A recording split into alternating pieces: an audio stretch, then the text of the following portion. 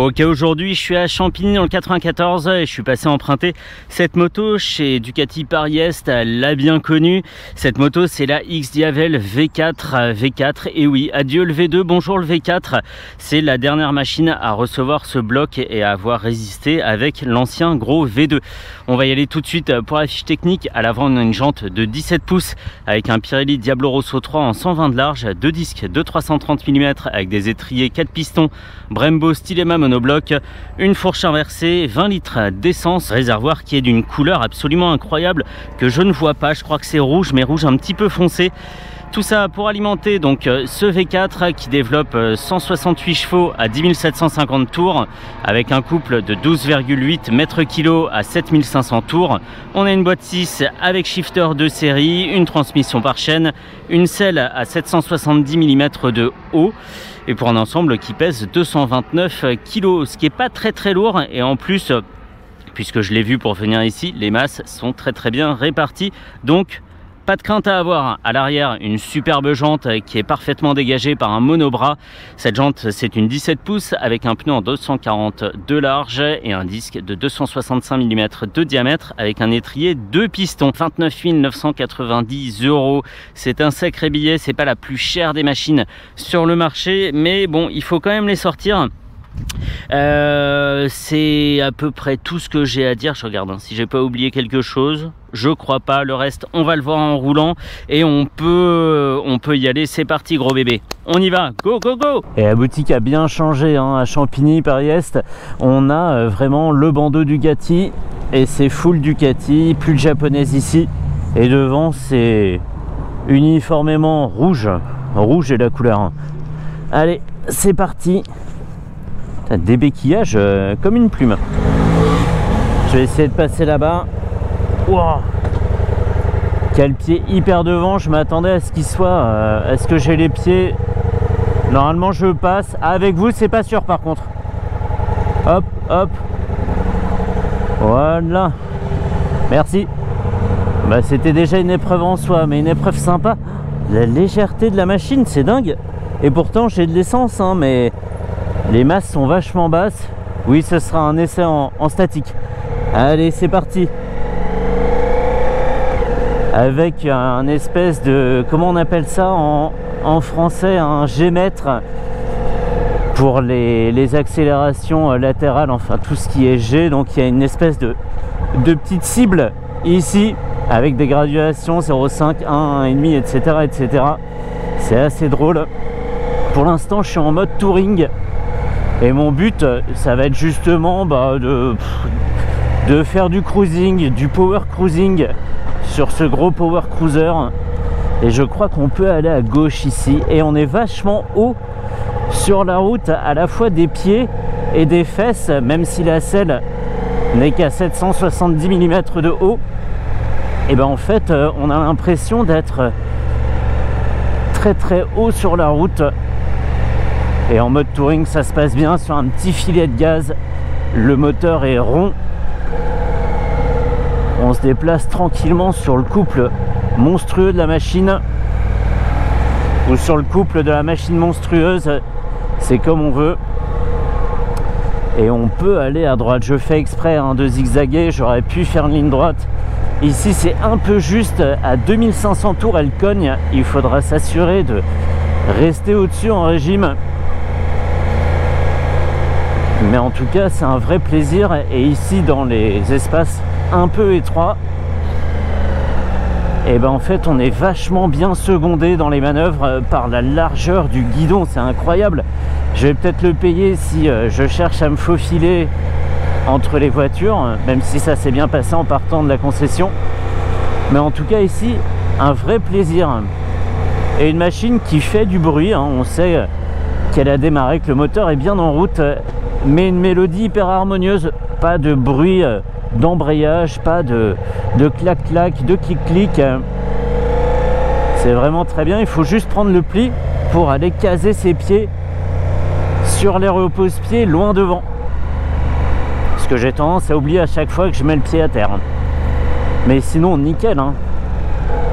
Évidemment que ça freine bien. Et là où je suis vraiment très impressionné, c'est la légèreté de la machine. Je pense que c'est dû à deux choses. Le fait que les masses soient très basses dans la moto, évidemment, ça c'est bien vu, et que quelque part la selle soit haute, comme ça le poids du pilote permet un balancier plus facile. Mais à ce point là, tour de force, tour de magie, incroyable. Ouais, c'est dingue, hein. 229 kg, parce que d'extérieur évidemment, hein, que cette Diavel est toujours très impressionnante, même si elle va en s'affinant d'année en année. Ça reste une très grosse machine, mais en fait il faut avoir la curiosité de l'essayer, au moins de monter dessus et de la débéquiller.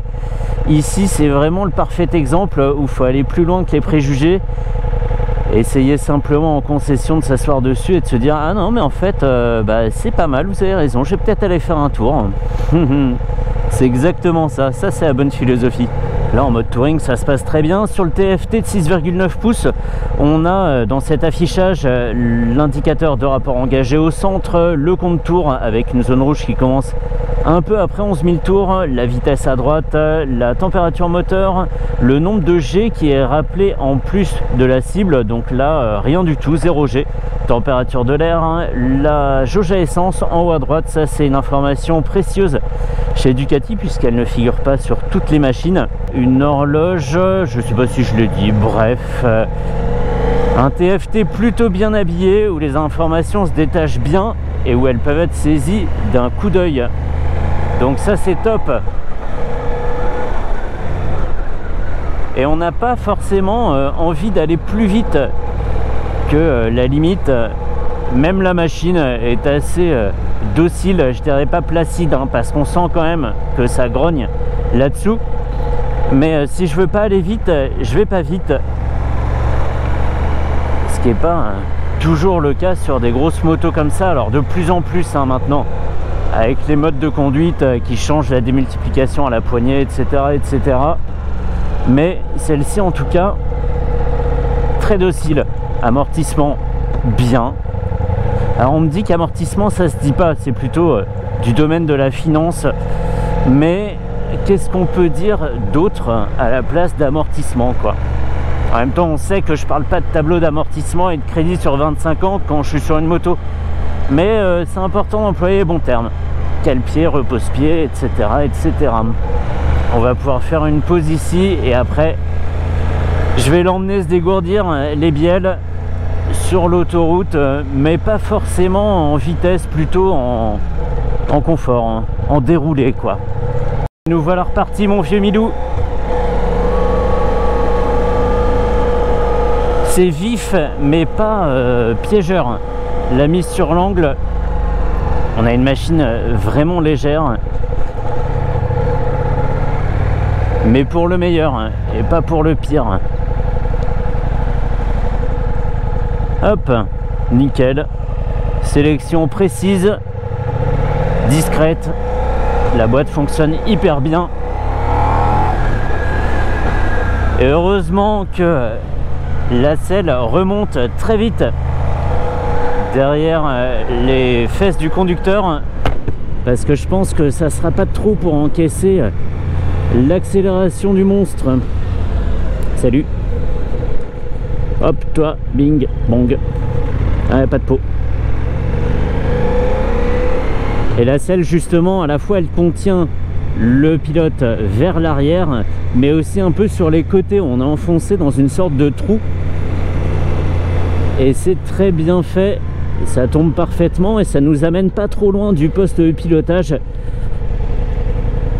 Donc tout est bien dimensionné. Il y a juste cette vue sur le réservoir là qui fait mais attends, en fait je suis sur une grosse moto là, grosse moto, là moto normale quand tu la vois pas, grosse moto, moto normale avec cette couleur rouge métallisé profond là, c'est superbe, même pour un daltonien comme moi, très joli. Allez, et les cale-pieds comme ils sont hauts, on n'a pas peur de les faire frotter par terre, surtout moi qui prend jamais d'angle. Troisième, un peu juste, un peu plus de 2000 tours, mais c'est pas grave, on va exploiter le couple.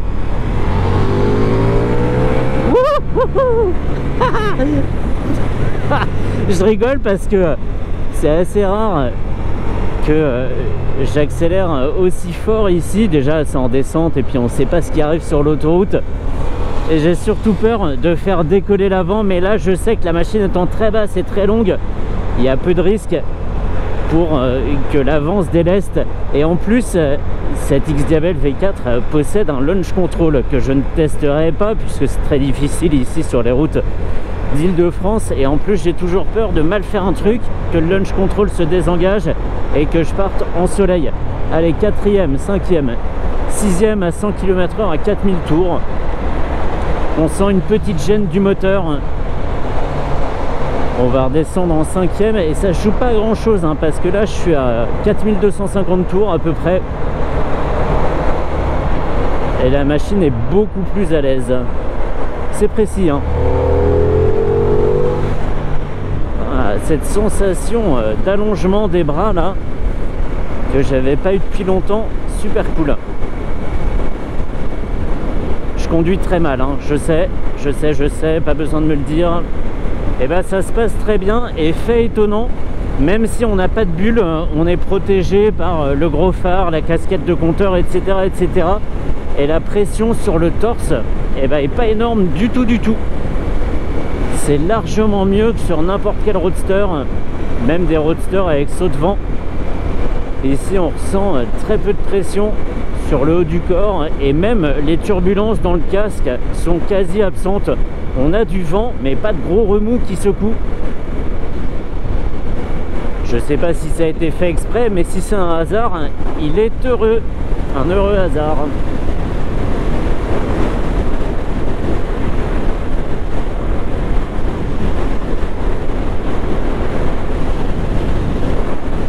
Yes.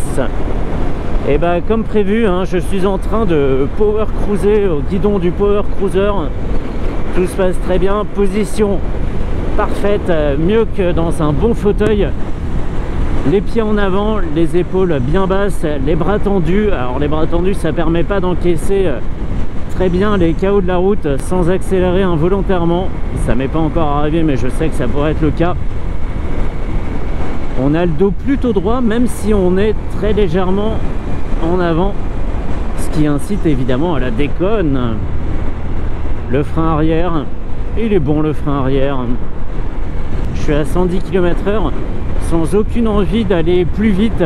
On est tellement tranquille au guidon, on se repose tellement sur les capacités infinies de la machine qu'on n'a pas envie d'aller plus vite.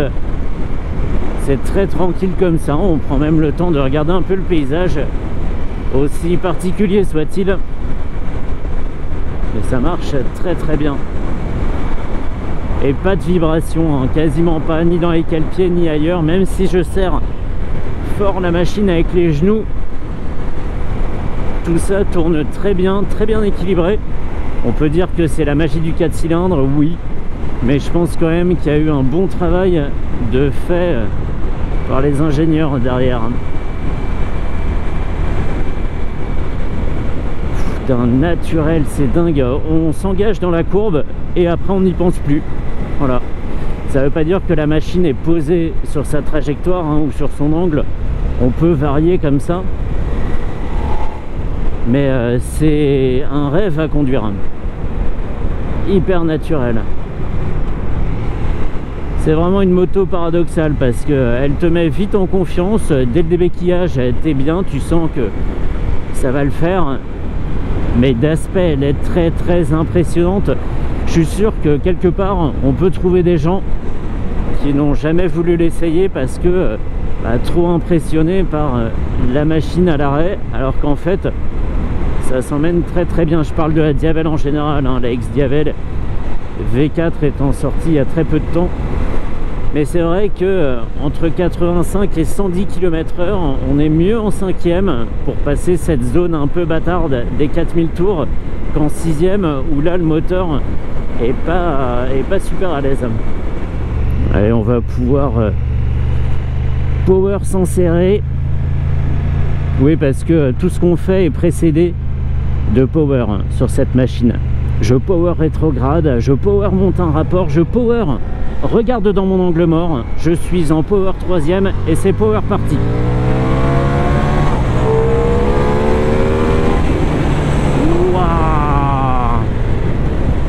Ok, j'avais déjà eu un peu un aperçu de cette sensation, mais ce qui est très bizarre, excuse-moi, je reviens en 5. Bon, là, pleine balle, hein, vraiment poignée dans l'angle, et c'est parti, et montée en régime, shifter, tout ce que tu veux. Mais ce qui est étrange, c'est de cette difficulté de résister à l'accélération, parce qu'on a déjà le dos très droit. C'est comme si on était sur un custom, vraiment, c'est exactement la position. Mais comme on est déjà en arrière et que l'accélération nous emmène encore en arrière, et finalement il reste plus beaucoup de marge de manœuvre pour encaisser le couple camionnesque. Et ça c'est assez bizarre. Et bien sur la prochaine accélération, je me ramasserai un petit peu plus sur le guidon. C'est noté. Bah on va faire ça tout de suite, hein. C'est parti. Je l'avais pas dit, mais il y a 4 modes de conduite. J'y pense parce que je viens de changer de mode. Donc là on était toujours en mode touring. Je viens de passer en mode sport, hein. Tranquille, même pas besoin de poser le pied. C'est plus stable qu'un Piaggio MP3 au feu rouge. Et ça fait pas bip. Je suis en power seconde. Je vais power zigzaguer jusqu'à la power insertion. Et puis après, ça en sera fini. Allez, 5000 tours, on est tranquille. Qu'est-ce qui se passe derrière? Allez.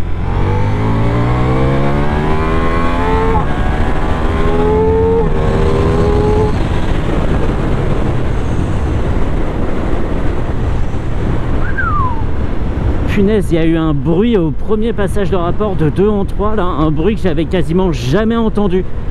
Une sorte de montée en régime extrême, là, un petit comme ça, c'est très mal fait, bah, j'ai pas l'accent italien, désolé. Et des sensations, non mais je me suis dit, bah, j'ai accéléré fort, hein.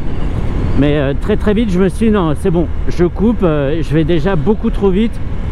Finalement j'allais pas trop vite, j'allais juste très vite. Et les sensations sont dingues. Parce que justement on n'a pas besoin d'aller vite pour se faire plaisir. Sur la première plage en fait d'utilisation, on va dire de 0 à 130, suffit de mettre poignée dans l'angle et le plaisir est bien là, l'adrénaline, tout ce qu'on veut, voilà, tachycardie, etc. etc. Bon allez, je rentre à Champigny, je vais rendre sa moto à Grégory, un grand merci à lui. Retour chez Paris-Est et on peut en rester là pour cette XDiavel V4 du tonnerre. Vraiment dingo. Allez, fini.